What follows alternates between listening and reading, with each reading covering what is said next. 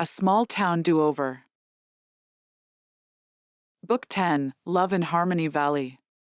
By Melinda Curtis. Chapter 1. Claudia Giordano had a pedigree. And she wasn't even a poodle. Generations of Giordanos were masters in the kitchen, renowned for their exclusive clientele.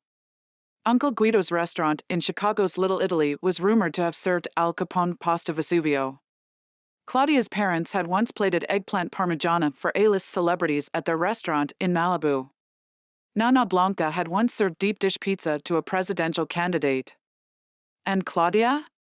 She'd served a food critic spaghetti Locurcio at a restaurant in Napa. The simpleton hadn't realized the difference between al dente and a la carte.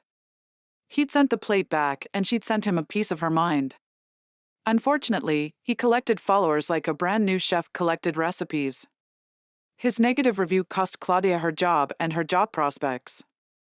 Claudia pushed her wheelchair-bound grandmother down Harmony Valley's Main Street's brick sidewalk feeling like she'd hit rock bottom and then been flung on the rocks, again and again, until the only place she could crawl to recover was Siberia. Or the backcountry town of Harmony Valley. She hadn't visited Harmony Valley in more than a decade, but everything looked exactly the same. Quaint old buildings, quaint town square, and the quaint smell of fresh air because with a population of less than 100, and most of those octogenarians, rush hour wasn't much of a rush. So you lost your job. Nana tightened the knot of the Italian flag scarf covering her drugstore, ink-black hair. Big deal. Why do you want to cook someone else's food? Because the pay is good. And her rent was high. I pay you good. At 82, Nana had decided retirement was for the dead and reopened her pizzeria. A fall 2 weeks ago had broken her hip, but not her spirit. When she'd heard about Claudia's disgrace, she'd immediately called and offered her minimum wage. Part-time. So much for pedigree. With the stench of a bad review tainting her reputation, it was either become a part-time pizza cook or declare bankruptcy. Claudia had arrived yesterday. Wave to the Diaz boy. Nana's voice was as thick as freshly made tomato paste as she unlocked the pizzeria's front door. It pays to be friendly to the competition. Claudia raised her hand toward the man sweeping the outdoor dining patio across the road. The man, tall, lean, and heart-attack handsome, had a perfect smile formed by perfect lips. Lips Claudia still remembered kissing. Breathe, girl. It's not the end of the world. But it might just as well have been. Claudia wasn't wearing a manslaying dress with killer heels. She didn't have a killer job at a to-die-for restaurant. And that man wasn't looking at her in faded track pants and a baggy hoodie and wanting to expire from did not call regret. Heaven forbid he came over to say hi and got a whiff of the garlic-laden frittata she'd had for breakfast. She hurried to open the door and push Nana inside. And then she stopped because this was a colossal mistake in a series of colossal mistakes. Nana's restaurant looked like a cheap dive that served pizza by the slice just off a college campus. Yellow plastic chairs and red formica tables on a dull black linoleum floor. A soda dispenser broke up the monotony of dingy white walls. But the ultimate chef's horror sat in plain sight on the counter, a microwave. Claudia felt ill, and it wasn't from her frittata. You sold food here? Successfully? This restaurant supported your father as a child. Nana spun her wheelchair to face Claudia, bumping her shins with the leg rest. You think it ruins the Giordano family name? Nana kept coming, backing Claudia against the wall. You think I don't know how to run a restaurant? Claudia refused to disrespect Nana's feelings anymore, but everywhere she looked there was something every chef, even fallen ones, found distasteful, demeaning, or demoralizing. She even tried looking out the window. But there was Enzo Diaz, gorgeous as ever, leaning on his broom and smiling, that perfect smile. Lorenzo Diaz finished sweeping the outside dining area of El Rosal, wearing a smile that felt as foolish as he'd been 12 years ago. His grandfather poked his grizzled head out the front door. Felipe wore the restaurant's standard uniform, black slacks, white shirt, and black tennis shoes, his orthopedic. Who was that pushing Blanca? There was no keeping secrets in Harmony Valley. Or from his family. Her granddaughter. From afar, Claudia was still the same dark-haired beauty that had mesmerized him at 15. That's bad. Very bad. Why? Enzo followed his grandpa into the restaurant. With salsa music playing and the sun slanting onto the rainbow-colored tables, chairs, and mosaic tiles, Enzo felt like dancing with someone. And he knew just who he wanted to dance with. Claudia. How often did life hand you a do-over? We have a monopoly in town. Grandpa trundled next to him with a rolling gait. Business has been up since Blanca broke her hip and closed. That might have been an overstatement. And we have many mouths to feed. His grandmother Myra stood in the kitchen doorway, not one salt and pepper hair out of place. She was short and squat, and looked like an unsmiling Buddha wearing a black apron with a white dishcloth draped over one shoulder. Thoughts of dancing and holding a woman close evaporated. The pizza business isn't enough to break us. Overstaffing was. Recently, Grandma had hired 2 of Enzo's cousins and 1 of his younger sisters. Enzo cooked the food and balanced the books. He knew they couldn't afford so many workers, but Grandma had the final say. Blanca only serves lunch. El Rosal served breakfast, lunch, and dinner, plus had the only bar and small convenience store in a remote country town without a grocery. The Giordanos are chefs. Grandma's voice was as tight and territorial as a terrier tied up on a cozy terrace. She and Blanca had been in competition for decades. What if she's here to make Blanca's place into something more? Chefs make white tablecloth food. Frustration put an answering growl in Enzo's voice. Every time I want to update the menu, you say Harmony Valley doesn't want white tablecloth food. This is true.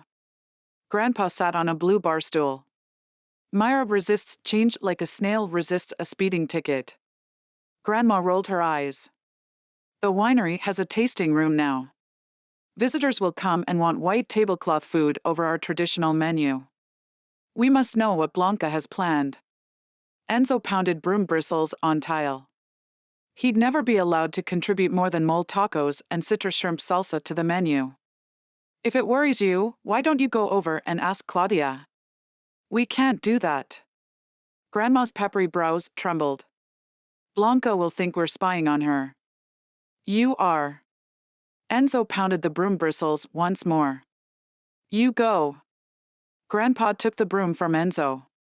Ask them if they will remain open only for lunch and only serve pizza. An excuse to fraternize with the enemy? Enzo almost smiled, almost forgot the frustrating position he was in with the family, caught between tradition, obligation, and ambition. Why won't Blanca think I'm a spy? Because her granddaughter is a beautiful woman. Grandpa salsaed with the broom. She will think you will take one look at her and fall in love. Grandma laughed as Grandpa set the broom aside and took her into his arms. But of course, you are not in love with her. Grandpa spun her around the room. Because you are a spy. Chapter 2. Nana, has the refrigerator been cleaned since your fall? Clean the fridge? Sitting in her wheelchair in the kitchen doorway, Claudia's grandmother managed to look both indignant and ashamed. I didn't even clean my toilet. Claudia studied the restaurant's small galley kitchen once more. This time with spirit sinking, reality-induced trepidation. No tomatoes. No garlic. No fresh herbs. No eggs. No yeast. No flour. Nothing but generic cans of tomato paste. I don't use fresh tomatoes anymore. Nana undid her scarf, freeing her flattened coal-black hair, which contrasted against her powdered and painted face in a way that made her look like an Italian geisha. Claudia opened the freezer and murmured, blasphemy. She tossed the contents into the trash. Hey! Frozen pizza dough has come a long way. Nana's face colored as red as the 2 streaks of makeup on her cheeks. You try making pizza when you're my age. You'll take short cuts, too. Never. Claudia would never be the black sheep of the Giordano family again. Let me tell you something about old people. Nana leaned forward in the wheelchair as if imparting an important secret. They can't tell the difference between fresh and canned. Canned. Bad word, bad word, bad word. Claudia bit her lower lip. Where's your Giordano pride? Nana sat back, red-painted lips pouting in wrinkled defiance. I must have left it in my other purse. The bell over the front door chimed. From the kitchen, Claudia couldn't see who'd entered. It's the competition. Nana glanced over her shoulder and whispered, Don't spill any of our plans. We have no plans, Claudia whispered back. Enzo appeared behind Nana, filling the room with his dark hair, dark eyes, and dark memories. Claudia's fingers curled into fists. It was a good thing all the knives were put away. Blanca, good to see you up and around. There was an intense rumble to Enzo's voice that was dangerous, much like a speeding train headed toward a sharp curve. Does this mean you want me to stop bringing you dinner? Beans and rice? Nana scoffed. Gruel for prisoners. You could have stopped days ago. I brought you more than beans and rice. The speeding train slowed down. He leaned over the wheelchair so Nana could see his angelic face. I brought you flautas and flowers. Nana smiled coyly and waved her scarf at him, clearly charmed. He can't be nice. Claudia turned away. He can't be a gentleman. Claudia smoothed her hands down her thighs as if smoothing an apron. But there was no apron, no gourmet kitchen, no staff ready to jump at her command. There was only a dated dining room, a dated business, and a never-to-be-dated dream man. It was long past time Claudia took control of the sinking ship that was her life. She spun around and introduced herself to Enzo as if they'd never met. As if he'd never pressed his lips to hers, whispered sweet nothings in her ear, stolen home, and promised to call her the next day. Her introduction did the trick. There was tension in Enzo's eyes, not temptation. A bolt of triumph pierced her. Are you looking for work? Claudia smiled sweetly. We could use a pizza cook. No, He brushed a hand through his thick hair. I work at El Rosal. Claudia didn't dare look at Nana lest she lose hold of her falsified sweetness. As a busboy? No. As the manager, he said slowly, studying her as if looking for some indication that she remembered him. And a cook, he added almost absently. There was a prima donna lurking in every classically trained chef. Claudia was no different. In her world, cook and chef were two very different things. And you serve standard Mexican fare? She paused for his nod. That is so filling. The put-down tasted bitter and sweet. Unlike her, but long overdue. Beans and rice. Nana nodded, adding innocently, filling. Claudia should have left it at that. But Enzo had broken her heart when she was 15 and it pounded in her chest at the chance for payback. Are any of your kitchen staff classically trained? He shook his head, his eyes narrowing defensively. But, like your family, we have generations of experience in the kitchen. More than what's needed to make a pizza, especially pepperoni, which is Blanca's best seller. By the slice. Claudia forced herself to laugh, forced her words to fling down the gauntlet. The days of simple sliced pepperoni are over. This is a new beginning. We may even serve dinner. Without beans and rice. Nana looked suitably snooty. I hope you come up with a low-sodium pepperoni option, Enzo said with enough fire to broil a steak. You'll need it in this town. He stomped out. What are you doing? Nana whispered after Enzo left, although there was no need to whisper. I'm not going to serve dinner. Lunch exhausts me. He put down your pizza. Nana scoffed. A few minutes ago, you put down my pizza. That was different. This was war. Claudia had forgotten him. Enzo couldn't escape her presence fast enough. Forget that she'd only been in town for one weekend a dozen years ago and that he'd lost her number. She'd forgotten him. As if that weren't enough of a blow to his manhood, she'd put down the food of his culture and his skill in the kitchen. Anger chopped the air in Enzo's lungs into thin, shallow bits. It chopped his steps until they felt stiff and stilted.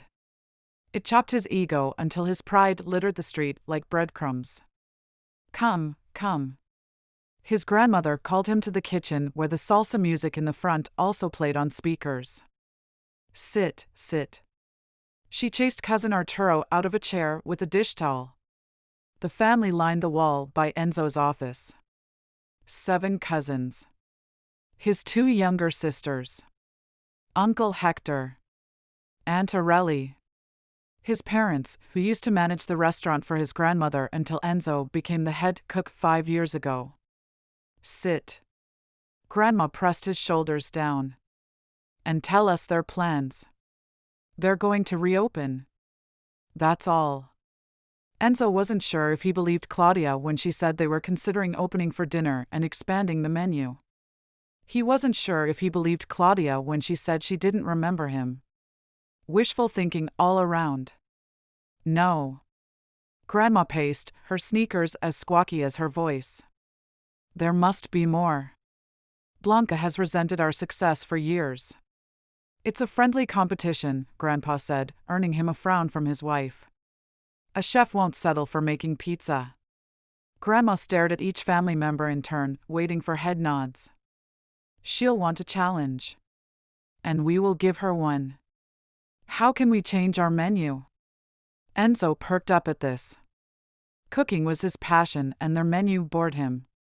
We can lighten up our cuisine and add some items that are hot. Cuisine. Grandma scoffed. Such a fancy word for food. I'll tell you what's hot, Arturo said, grinning. Blanca's granddaughter. Grandma swiped Arturo in the back of the head with her dish towel. Show some respect.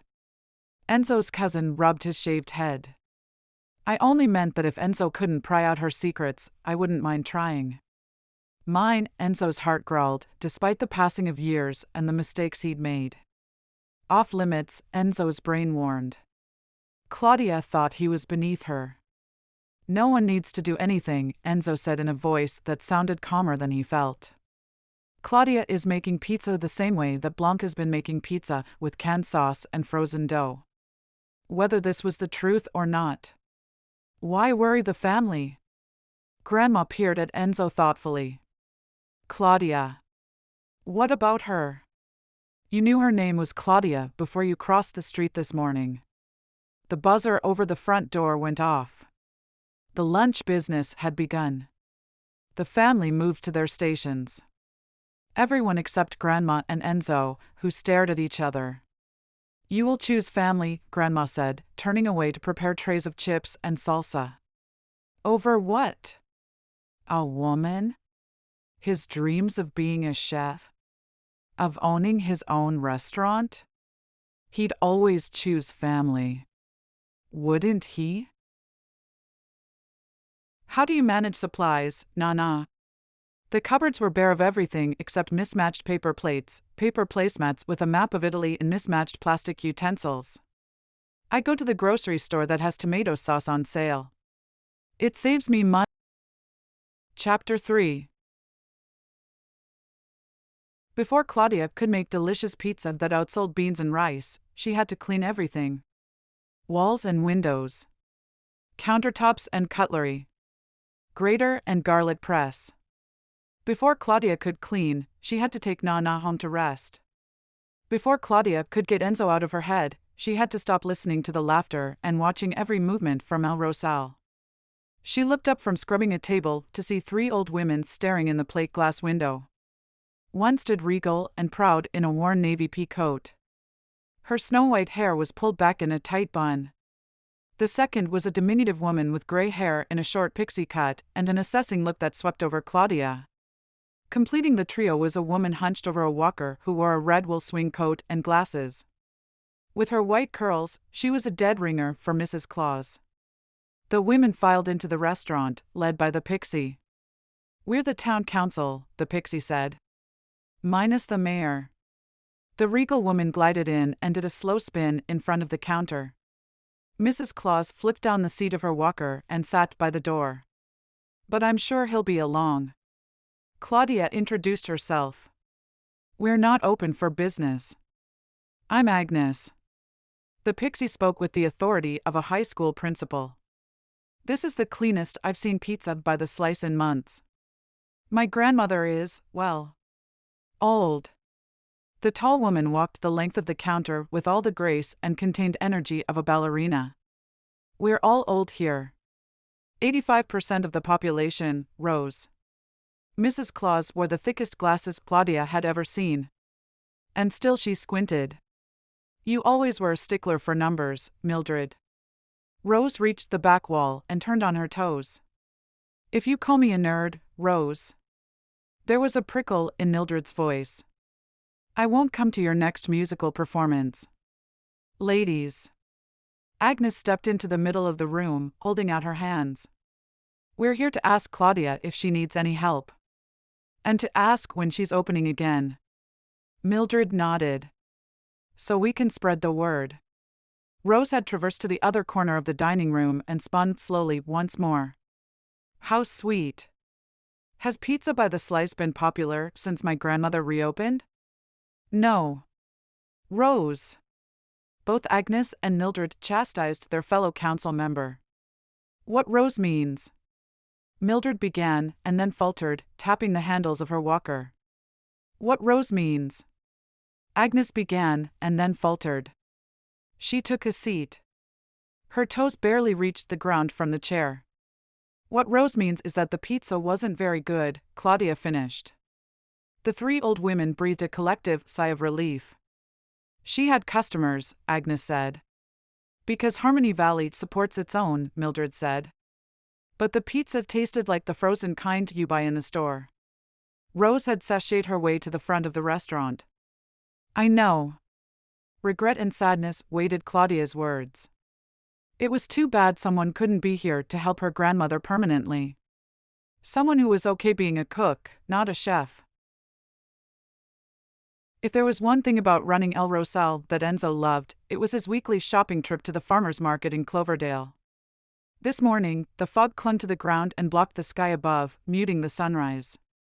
But Enzo didn't need light to smell the cilantro, test the firmness of an heirloom tomato, or hear the hollow thunk his palm made against a coconut.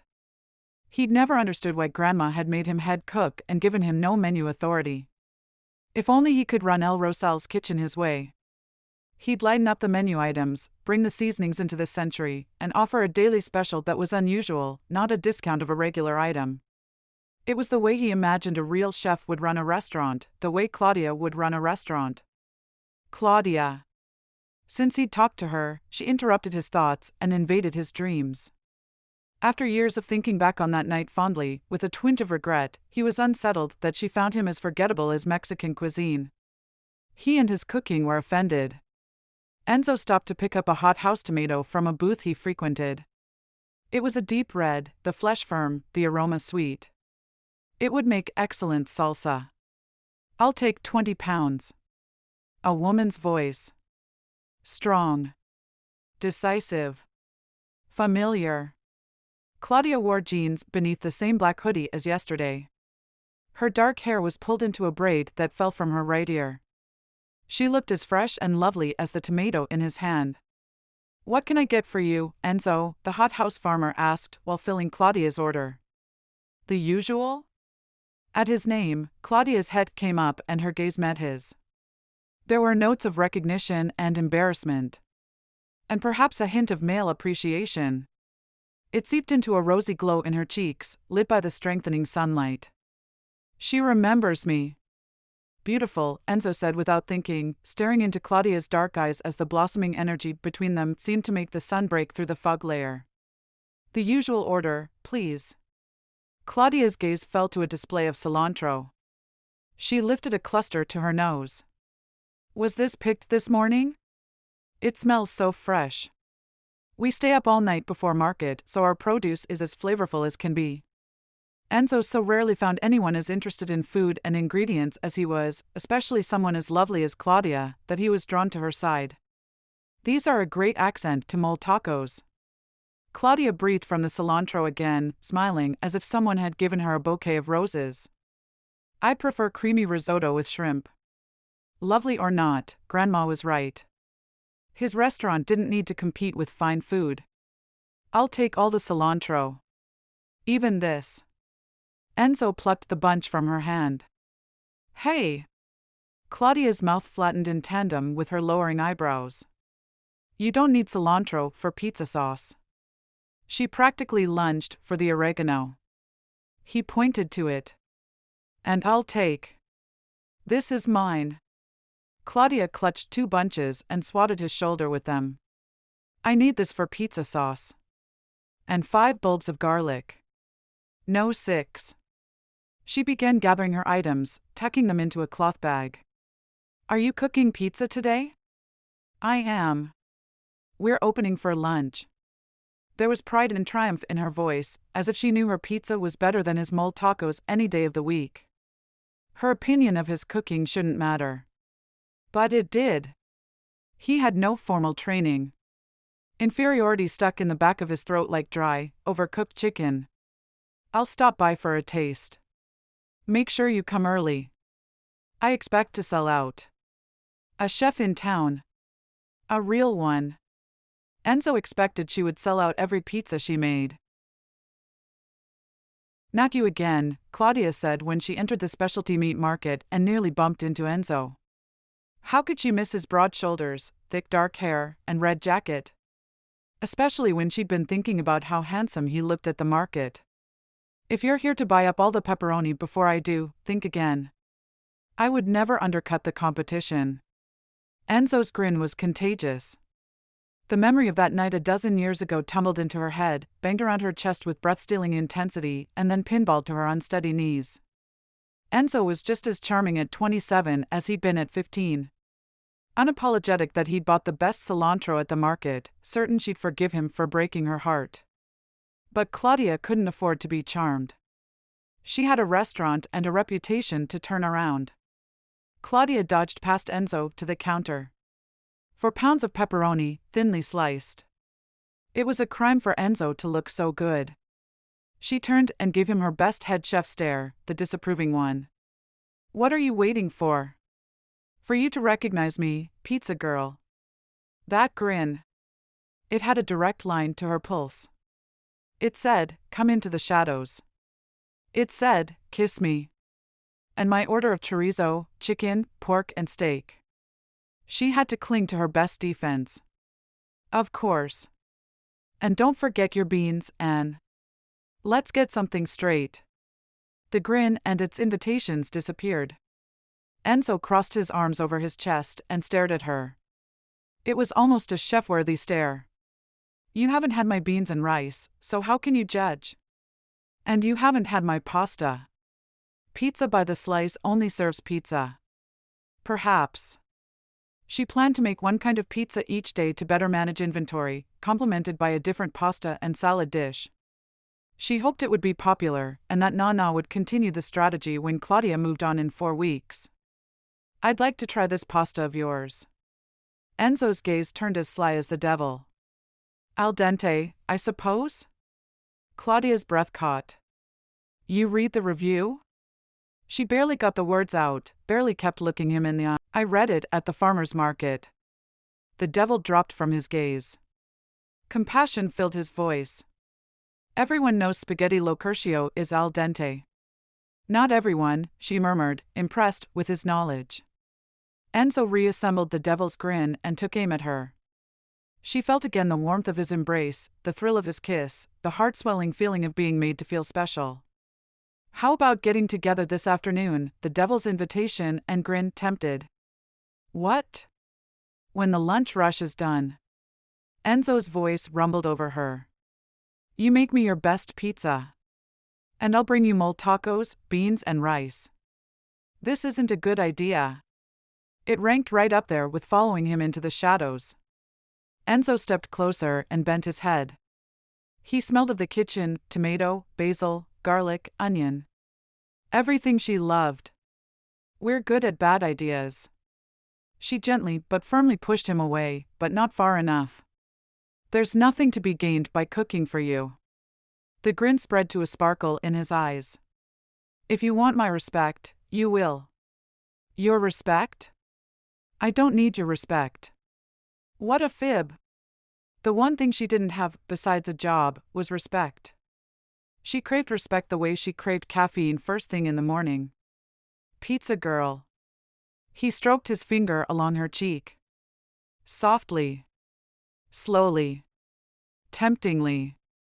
You don't need anything. But respect is what you want. I can see it in your eyes. He was impossible. He was right. What could she do but agree? Chapter 4.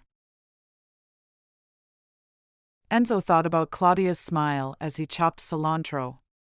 He thought about Claudia's deep brown eyes as he diced tomatoes. He thought about Claudia's snappy humor as he shredded chicken from the grill. And whenever he thought of her, he thought of kisses stolen beneath the stars, a promise broken, and how he wanted to please the daughter of famous chefs in every way.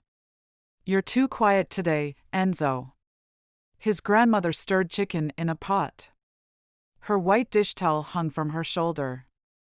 Grandpa took a pan of baked tortilla chips from the oven. He's worried about the business we will lose now that Blanca's has reopened. We barely lose any business from her, Enzo said firmly. A statement that was usually the truth, but today it seemed half the town had stopped by Blanca's for a slice of pizza because half El Rosal's lunch business hadn't materialized. Grandma covered the pot. She's going to ruin us, you're Claudia. He ignored her reference to Claudia. She wasn't his, and that was a shame. We've weathered worse storms. The near demise of the town. It was one of the reasons they diversified, remodeling part of their lobby into a small convenience store after the local grocery store closed. Arturo washed dishes at the sink. Maybe we should make pizza. Enzo scoffed. Mexican pizza, Arturo clarified. That gave Enzo pause. Mexican pizza. It could be awesome. Grandma came to see what Enzo was doing. Who's that order for? Me. I have an appointment. He plated mole tacos, a side of beans, rice, and salsa, and topped it all with a few of Grandpa's warm, homemade tortilla chips. And then he covered it with foil. Grandma gave him the evil eye. She knew who his appointment was with. But she said nothing.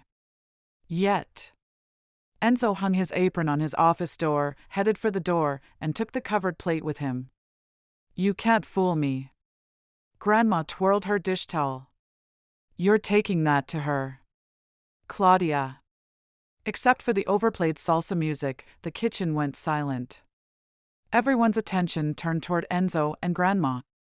I'm going to taste her pizza, Enzo said with a straight face. There was no sense in lying. The town and the Diaz family had eyes and ears the CA envied. Way to take one for the team.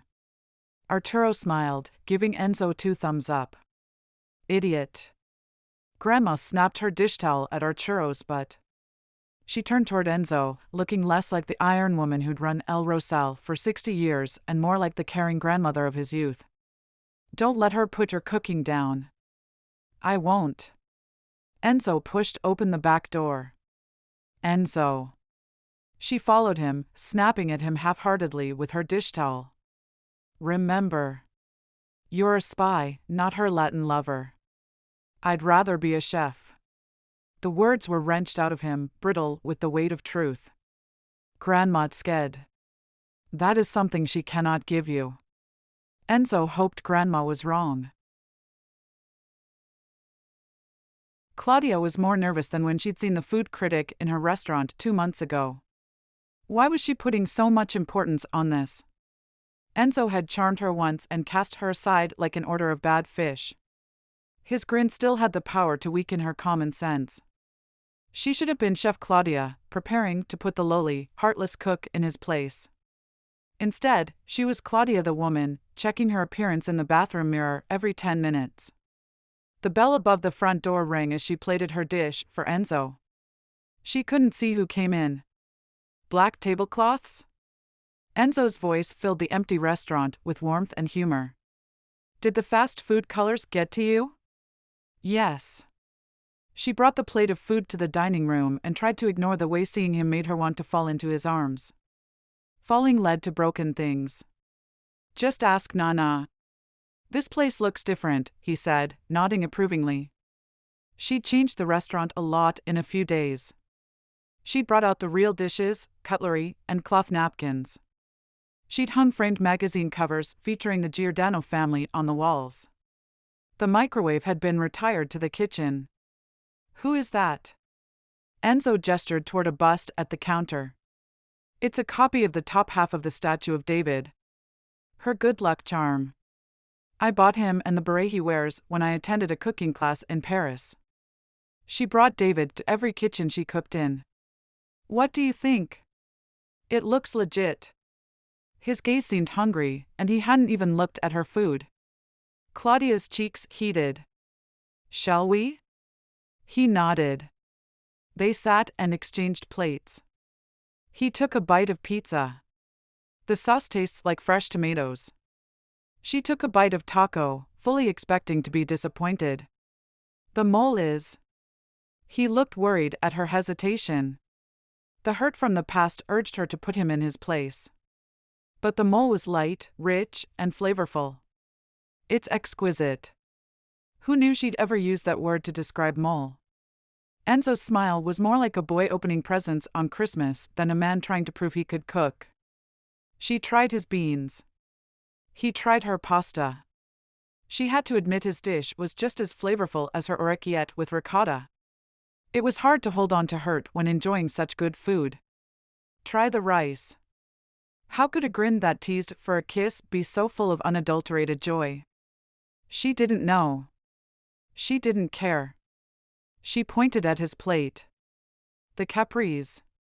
Rice and caprese salad could be boring. Neither were. She'd made certain of it. He speared a slice of tomato and mozzarella, and then speared a piece of chicken from her mole taco. What are you doing? What I love most. Experimenting with flavors. He chewed slowly and then swallowed. The Italian seasoning gives the sweet mole a kick. Wow. He loaded his fork again, this time extending it across to her. Try it. She hesitated. The combination intrigued, but that fork had been in his mouth. And that mouth was already intriguing enough. What are you afraid of? He moved the fork closer. She was afraid he was just as magnetic as he'd been 12 years ago. She was only here for a few weeks, and then she hoped to have a job. A real job. And real jobs never landed close to people she cared about. Be brave, pizza girl. It's only a bite. The deep voice. That mischievous smile. Claudia leaned forward, opened her mouth, and accepted the food that should have been bitter on her tongue, flavors fighting each other. But, oh my. They blended beautifully. Her eyes drifted closed, so she could let the flavors do their thing. Claudia? His deep voice softened. This may sound like I'm rushing things, but... Her eyes flew open. Was Enzo going to ask her out? Would you cook with me? He said instead. Relief and disappointment cascaded together in her laughter. His smile dimmed. What's so funny? Nothing. She stood to get them something to drink. You thought I was going to ask you for a kiss? Her cheeks flamed so hot her lips were heat-sealed, pressed together to keep her from saying something she'd regret. Enzo caught her hand. I didn't ask for a kiss back then. I won't do so now. Instead, Enzo tugged her into his lap and kissed her. And just like 12 years ago, she didn't argue. Chapter 5. When Enzo was 15, he'd seen the most amazing girl serving food at the fall festival with her grandparents. She wasn't like the other girls in town. Oh, they were pretty enough, and he supposed they dressed fashionably. But Claudia had a sophistication they lacked. In the way she stood. In the way she walked. In the way she talked to adults who came to her grandparents' booth. She was like him, entrenched in a large family, interested in cooking, mature beyond her years from working in the family business. Enzo was smitten. He hadn't found time to approach her until the dance that night. He'd meant to ask her to dance, to ask for her number, to ask for a parting kiss. Instead, he'd drawn her into the shadows and kissed her against a parked car until they were both breathless and reckless. She made him breathless now. And they weren't in the shadows. They were in full view of whoever drove past on Main Street. or whoever stood on the south corner of El Rosal's outdoor dining area. He didn't care. Let them see. Let them know. Claudia is mine. He drew Claudia closer and deepened the kiss. A horn honked. Claudia tensed. Drew back. Frowned. At him. Don't. He ran a thumb over her forehead, smoothing the crease between her slender brows. Don't. She got to her feet, but Enzo still held her hand and she didn't break free. History will not repeat itself. That much is certain. This time he wasn't letting Claudia go. We talked about our dreams that night, Enzo. So similar, he murmured. Although she had achieved more than he ever could. The white chef coat she wore proved it. I gave you my number and you lost it. He shrugged, trying simultaneously to look cool and sincere, but afraid he failed at both. Oh, don't be a cliché. Claudia pulled her hand away and headed toward the kitchen. You want to know the truth. Enzo followed her. Your number was in my pants pocket, and my mother gathered my dirty clothes while I was sleeping. It came out as a wad of paper. Claudia huffed, back to him, arms crossed. You're at risk of losing your man card, Enzo. You could have called my grandparents and asked for my number. Could I have? He caught Claudia by the shoulders and turned her around. He stared down into those dark, honest eyes as he cupped her cheek. And then he moved his palm to her temple. I need to make sure you're not feverish. She blew out a breath as if she'd been holding it too long. Why? You know our grandmothers? They're competitive. Your grandmother would have slammed the door in my face and then called my grandmother, which would have started World War III. The verdict is in. Claudia removed his hand from her forehead.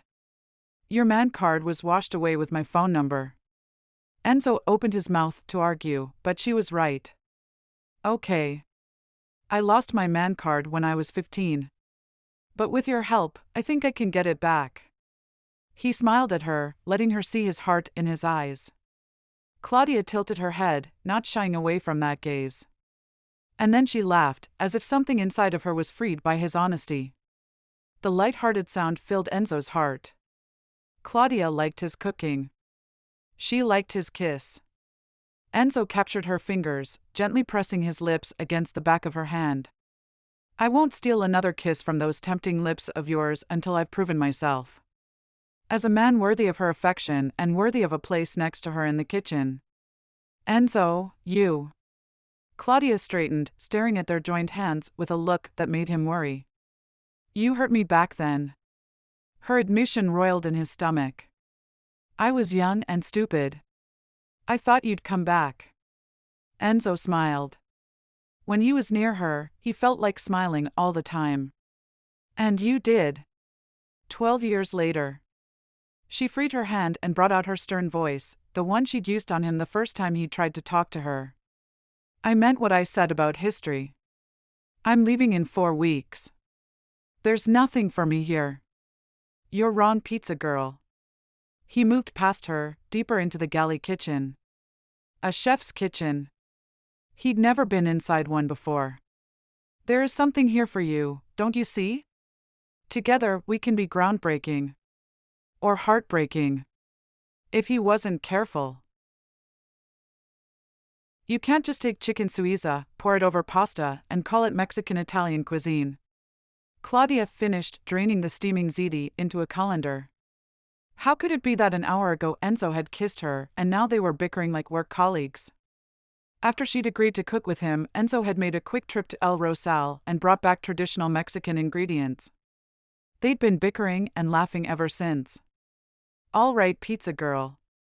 Enzo took a step back, deferring to Claudia. If you were making a pasta dish with white sauce, what would you add? That was easier to answer than her reason for cooking with him. Parmesan. Breadcrumbs. Parsley or basil. She rolled up the sleeves of her chef's jacket. Let's try that. Enzo took her ziti, added his shredded chicken, milk, flour, sour cream, green chilies, and a Mexican blend of cheese. That's my contribution. Now you. Parmesan, breadcrumbs, and parsley it is. Enzo leaned over her shoulder as she added Italian flavors, so close she could smell the grilled chicken he'd made earlier. He watched everything she did closely, but never touched her inappropriately. He was keeping his promise. No more kisses. It shouldn't have been disappointing. It was. When she was finished combining the ingredients, Enzo slid the pan into the oven and grinned. I think we should try another dish. She wasn't sure that was a good idea. We should clean up. His smile fell. Instantly, Claudia felt bad. You really love to cook, don't you? The smile returned. Enzo began filling the sink with water to wash the dishes. He could cook, clean, and kiss. He was every woman's dream. And that was the problem. Dreams disappeared come morning. When things go right in the kitchen, he said in a prosaic voice. Things go right everywhere. That sounds like it should be on an apron. Claudia picked up a tea towel, ready to dry dishes. Think about it. When you cook for someone, you're fueling a body with food.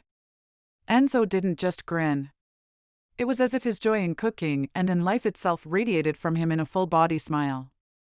When was the last time Claudia had felt such enthusiasm in her work? She couldn't remember. Enzo glanced down at her, his warm gaze inviting her to share in his joy. But if you can feed them and delight their senses, then you can fuel their soul as well. In her drive to run a kitchen and be the best, Claudia had lost the soul of cooking, not that she'd realized it until just now. She envied Enzo. So the menu at El Rosal reflects this philosophy of yours? His hand stilled in the soapy water. My grandmother insists upon offering traditional food. I have a few things on the menu, like the mold tacos, but it's frustrating, isn't it? Being passionate about cooking great food and having to cook what the owners want. If she'd had her choice, she would never have put spaghetti lo curcio on the menu. I wish I had the money to open my own place. She expected him to chime in and agree. He was too quiet. Too still. There was no smile. His infectious joie de vivre had disappeared. Enzo? What had she said wrong? I can't ever leave the family business. They all rely on me. He had the soul of a chef. And he was stuck in Harmony Valley. It saddened her. I'm sorry. You shouldn't be. The words were stiff with determination, as if Enzo was trying to convince himself. I'm happy. But perhaps not joyful. Chapter 6. Claudia had made a mushroom and corn salad the luncheon crowd, increasingly difficult to stick with recipes. Few weeks had been fun and in the kitchen. Restaurant door chimed. You're early. Lunch dishes, or put water. I thought so, the Diaz matriarch, looking around with a You and Enzo have been back. Did that have to come out? Myra stomped forward. You want to steal? You make it sound like I'm inside. First day they'd cooked together, a fleshy arm. You. I know how to cook. He went with him. Adults. I'm very. She dished up corn salad. And try this. Cooking and be like him, and look the other way when our taking business away. Every chef's triumph. Felt no elation. Anything from Enzo. Salad and a fork on the table. Business is suffering. Both hands to heaven and yes. Feed. I didn't think the traffic when mother ran the place. Tomorrow, my business back. And stared at the salad as a sin she desperately needed. Who would? With jerked her fork. I don't want. Myra. Is something wrong? Yes. You are big. She dropped the fork on the plate. People are including members of my family. Explain the many mouths to feed everything customers want. Dinner. And then, I'm only here A chef needed patron and could pay top dollar. She wasn't charging what she was. Myra paused, looking all. He had doubted she ever truly lived. And then she scowled. So's heart if you leave. Liars, she thought about the kitchen with ill-disguised to touch each other as they worked. But there'd been no discussion of recovery. Enzo was more into making their Mexican-Italian dish. Wanted to be in the air. One can. his mother. She tapped her ample chin, and I taught him how to cook, go on record as saying there, and no moves. He's my Enzo. He seemed to drain of color, a chef. And handsome, and let's not forget a 5-star, tear from her cheek. Do. Us. And taxes. You. But I made him head cook, and for that, I am. Claudia felt the same because she hadn't told Enzo if he lied. Arturo, it's not bring. Enzo slicing for lunch. Different cutting technique. Myra. Arturo served plates and glasses. I'm going to. Arturo Jr. began salsa song coming out of this. He was a plump 6-year like Elvis. Kid. And room. Myra snapped her towel playfully, and then she smiled. Hadn't been seen since Claudia. Was Enzo dream time warp? Why is he? I have seen those signs in Cloverdale. Shimmied with Junior in a never shimmy. We are dancer and draw all. Now the not that I don't think is down Enzo dancing and rested a. We must. But why does it have to? Enzo, what would Claudia think? True chef would attract attention away. You're talking about his voice and came close. Arturo Jr. loves to dance. And you, Enzo, don't be a jerk. Jr. flung his body about the kid, happy as happy could be, followed his pride and hoped Claudia's performance was going to be the death of his respect.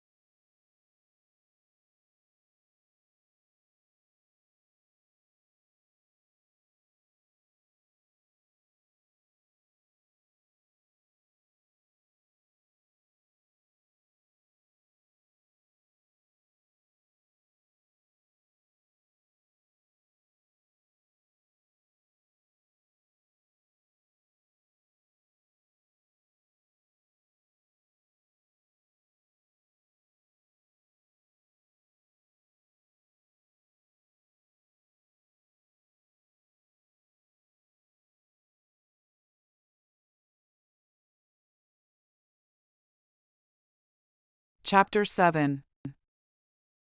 Well, I'm not sure what I'll be, rose the front window of Pizza by while Claudia removed chops.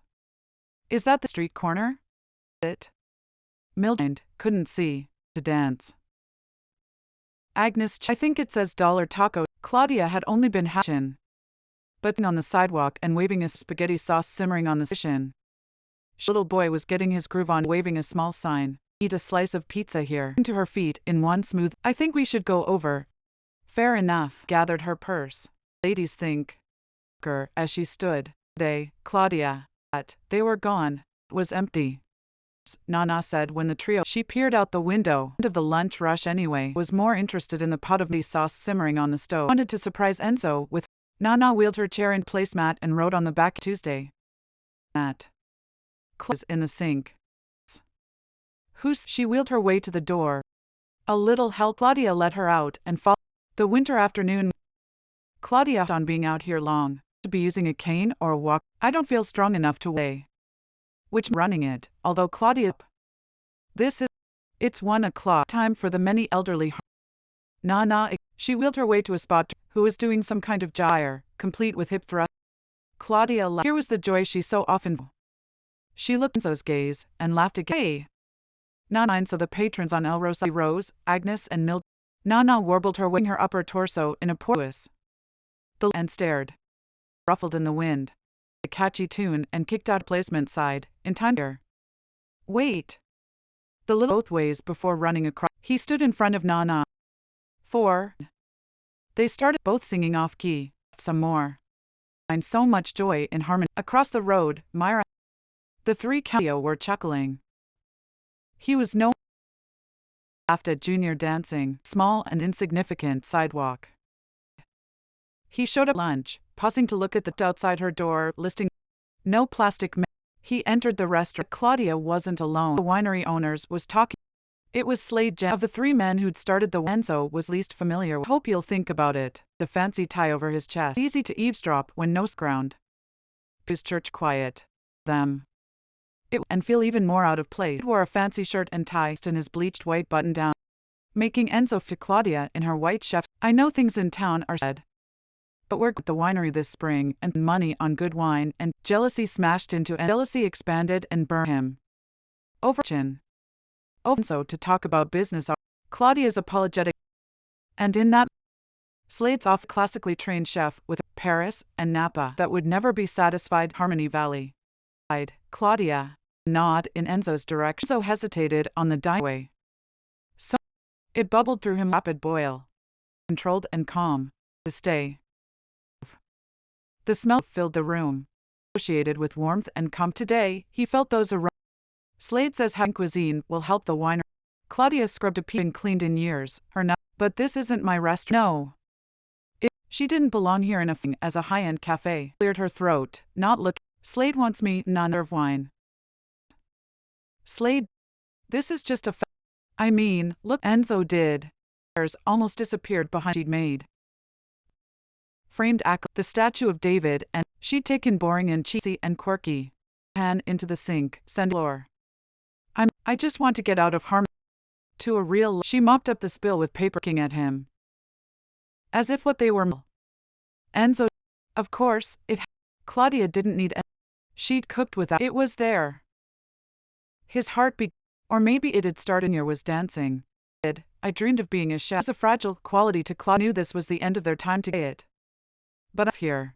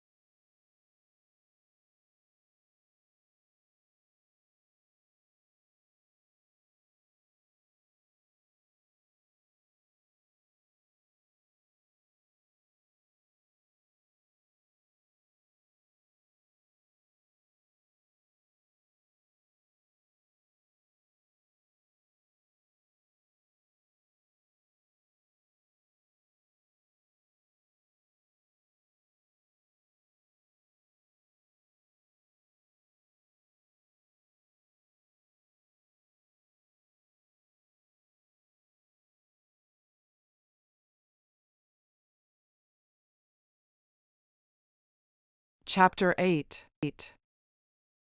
I dreamed of being a there. Never said that statement out. It didn't feel like a. He continued. I dreamed of running by my side. So, who couldn't look at Claude? Instead, he stared at the blue beret. My passion for cooking. He took the beret from staring at it without seeing the. It remote of reach, like cooking. I just to experience one of my to get in, of talking with other. Out of the corner, Claudia turned the burner off. Came back to town with your opinion only being filling. The beret on his head. He tossed it on Claudia squarely in the eye. Cuisine is so much more. Giordano. For years, a pedestal. That's why he'd family for her phone number to one day be worthy enough to sit her feet. Stupid dream. To close. Next words. And stay in Harmony Valley. Proven that to me. It's giving him more than a polite. And Claudia's voice barely clicking on the stove. And out into the cold air. So. What are you saying? What have I done? Look at me. Cook. Jacket. Down shirt, the same one he washed dishes. I haven't been. I'm just. Sharp pain of dashed dreams. Look. Claudia had. You're wonderful in the. You made something without. Smelled the chorizo and the betrayal. Cut deep blade wanting to do business. Claudia must have seen the hurt reached for him. This morning, and I was in spot. He kept out of reach. Wait for me? Is you. Enzo shook his head, but he and the pain. Don't. I come from beans and I have a family that is. We love dancing. We. Really? On the word. The street to eat in my restaurant. Why have you never asked to cook? Her face paled and by the slice. Claudia rushed in, escaping to the kitchen. But she could. Her chef's restaurant hadn't let her give praise when she boiled spaghetti. Didn't warm her. Cook with her anymore. He'd take one look at the Mexican had made and grin at her in that wave in her pulse. Into his arms, tell her and kiss her. Nana had kept with chopped in the right way. Was wrong. Do with her, and Claudia. Had she treated Enzo? Had she bossed him or had she discounted his idea? He had. Of Scylla, but she definitely hadn't crossed them. He'd his way, or that they kiss again. Pulled inside her spread, front door rang. She ran into the. Am I too late for lunch? A friend of mine recommended an older gentleman in a pair of worn blue jeans. He sniffed. Specials listed outside, like mushroom pizza and a. Claudia sniffed. She could smell a food is. What is that lovely interest in his eyes? She but caught herself. It was just beans and rice. So, she murmured, so how was she ever going? Enzo was he knew how to blend different flavors. He knew what spaghetti loqueur. He knew how to choose fresh bit. But none him of his talents now. To see it for himself. Say you were cooking. Not the place. Probably take ambience. The wall and cheap, but some of the cold was confidence. Enzo is what you smell. Straightened her chef's jacket. Being served today. The test kitchen for the restaurant. If you wait a moment. It was quiet in El Rose. Music had been turned down. Sarah and some of Enzo's cousins flipping through magazines. Arturo sat at the bar while Junior was asleep. None of his in the kitchen, his heart drifting away. He took ingredients from the ground beef. Cheese. In the pantry, he brought hers. The kitchen. What are you? Grandma asked softly. Should be across the street. For what? The cooking? And everything. He stared. What was he? Tacos and rice? Claudia's voice. Inwardly, he cringed. Had grown up making sauce. He'd grown up around spices. No one on his cooking. A small voice in his head. Exquisite, she'd once. They'd always cooked. And her mood, but she also created a balanced one another. Side of beans and rice. What am I making? Oh. And the emotions all but burst. The front buzzer. Family. Enzo steps. But it was flavor combinations and head, demanding to be combined on a plate. Grandma's voice held up a hand, unwilling to or the images that were behind. Heathened. And Claudia's voice, ideas and images falling to hide the pieces of the heart. Claudia still wore. She clutched her knife kit. You in the kitchen, chef? Arturo. Time to hear her, Junior. Yes, it's Grandma snapped Arturo with. Show some respect. There's a man out there. A safe distance from Myra. Says he wants the chef's special. Tacos? Take his eyes off Claudia. Here? To what did that mean? Looking for the chef to create something for him. Hit on the metal island counter. Tools were as fragile as he's a food critic. Heavens, you came, Arturo's thoughts. Claudia rose. What?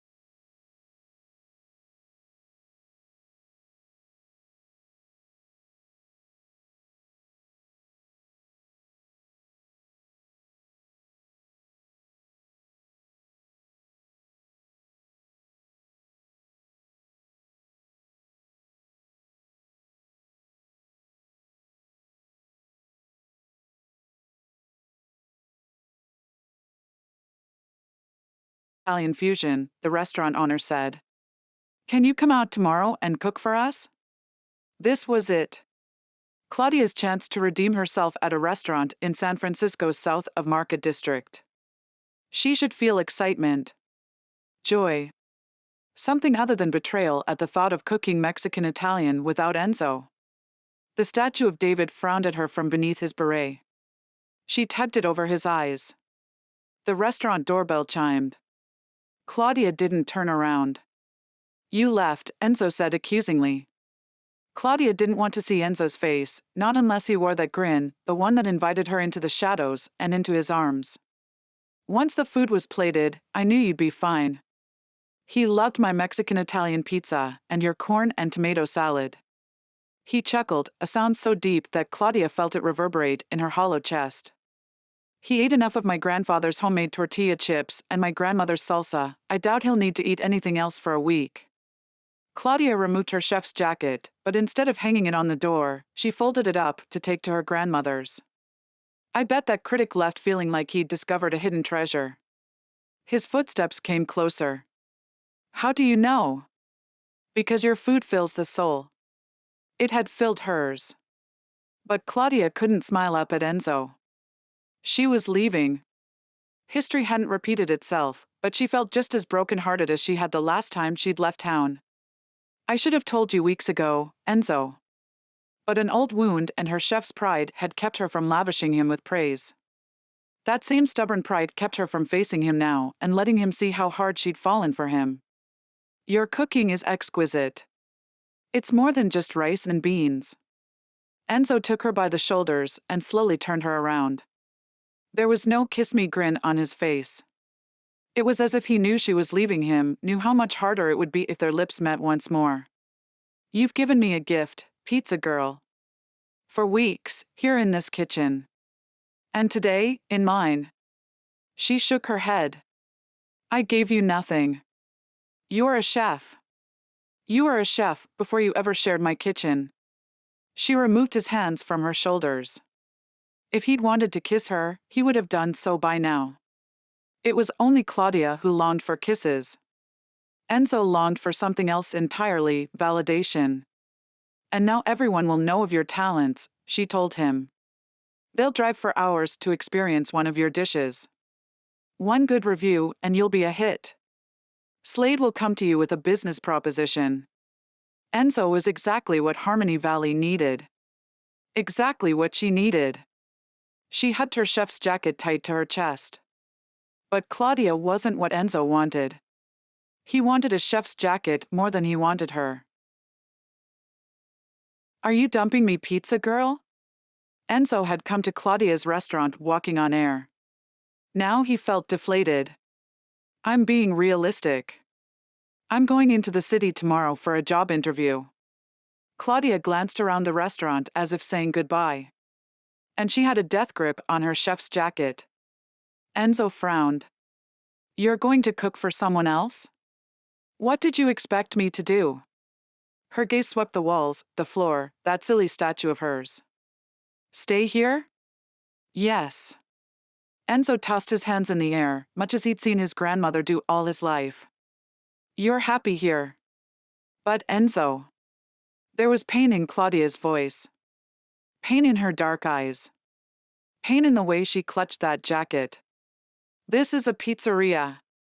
It ceased being a pizzeria the day you reopened.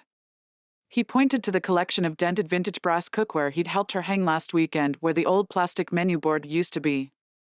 If someone wanted pepperoni pizza, you told them they had to wait until you felt like making it. Fridays. She blinked watery eyes. I usually felt like making it on Fridays. Enzo took the jacket and set it aside. And then he claimed her hands, mustering a small and desperate smile. You earned my respect. You mentored my dreams. You fed my soul.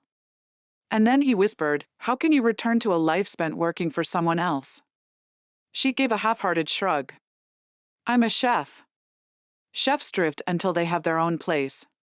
Fear clutched his insides. Fear of losing her.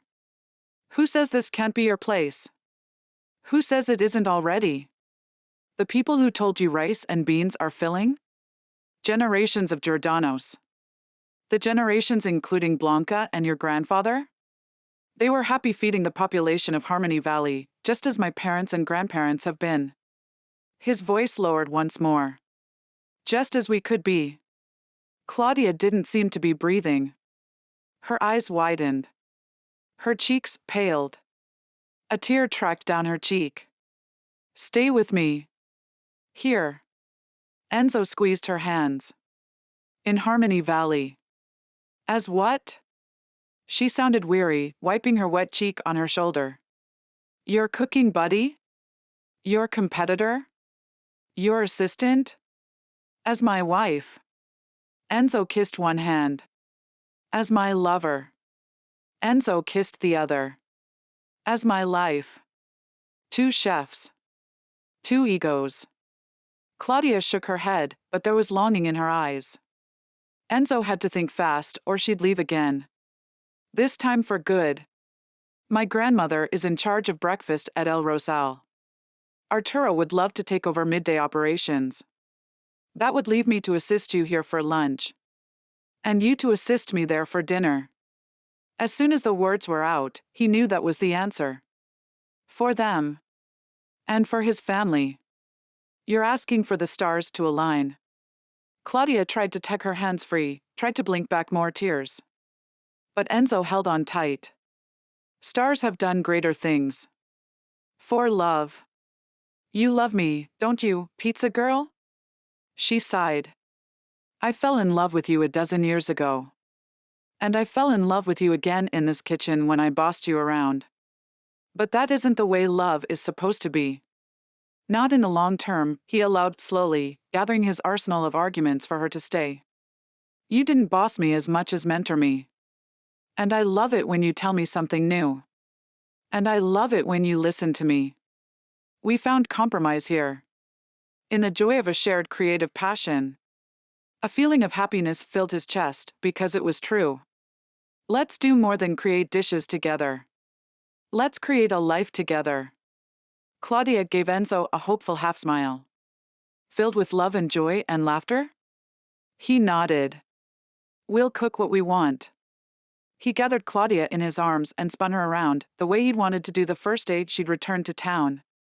And we'll dance. Wait. I have something for my sweetheart. She grinned as she pulled open a drawer and handed him a red satin bag filled with heart-shaped chocolates. It was an old Harmony Valley tradition, giving your sweetheart a bag of sweets. But Enzo, before any of that, you really have to reclaim that man card and kiss me. Grateful for a do-over, he did what any man in the kitchen would do. He kissed the cook.